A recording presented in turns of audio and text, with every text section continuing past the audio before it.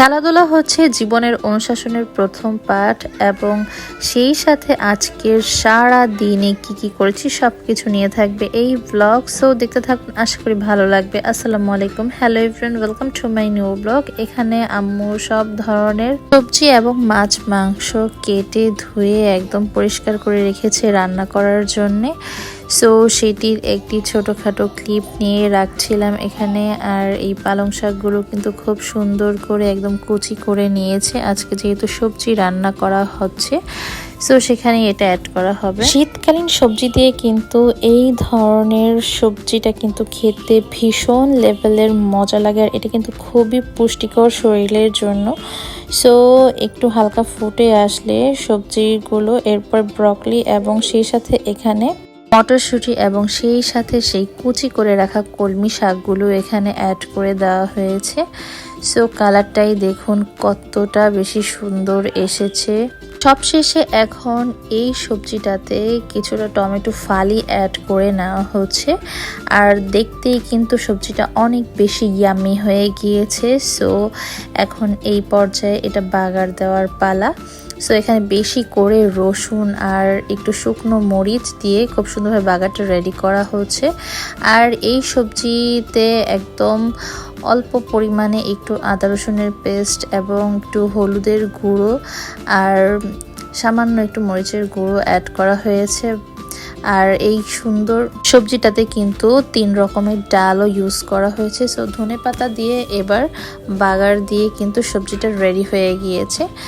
এইবার চলে আসছি আরেকটি রেসিপিতে। আলু, গাজর, বেগুন দিয়ে ছোট সাইজের পুঁটি মাছ এবং পাঁচমিশালি কিছু ছোট মাছ দিয়ে এই মজাদার একটি চচ্চড়ি রেডি করা হচ্ছে। সো এই চচ্চড়িটা আমার পার্সোনালি অনেক বেশি ফেভারিট। আর এই চচ্চড়িটা খাওয়ার জন্য আমার এতদিন সহজ কথা কলিজা বের হয়ে যাচ্ছিল। আর সত্যি দুর্দান্ত লেভেলের হয়েছিল আজকে এই চচ্চড়িটা। অ্যান্ড এখানে কিন্তু টমেটো ফালিও অ্যাড করা হয়েছে। একদমই হালকা মশলায় কিন্তু এই সবজি না, মানে চচ্চড়িটা কিন্তু খুব সুন্দর করে মাখানো হয়।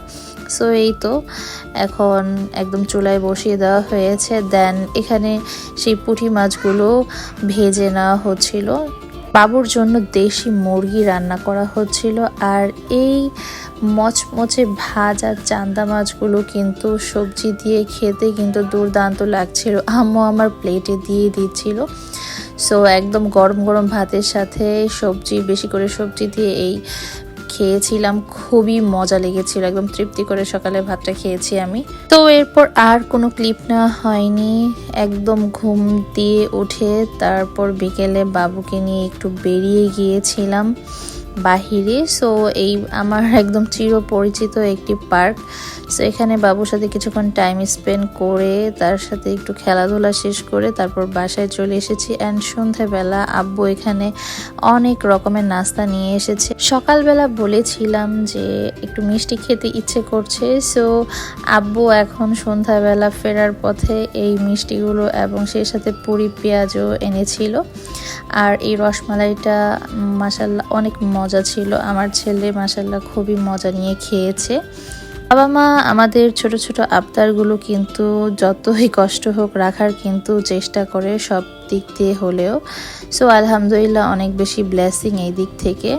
সো এই তো সবার সাথে খুব মজা করে নাস্তা শেষ করে স্ন্যাপ নিয়ে আজকের মতো ব্লগটি এখানেই শেষ করছি। কেমন লেগেছে আমার ভিডিওটি অবশ্যই জানাতে ভুলবেন না। দেখা হচ্ছে নতুন ব্লগে, ততক্ষণ পর্যন্ত ভালো থাকবেন। আল্লাহ হাফেজ।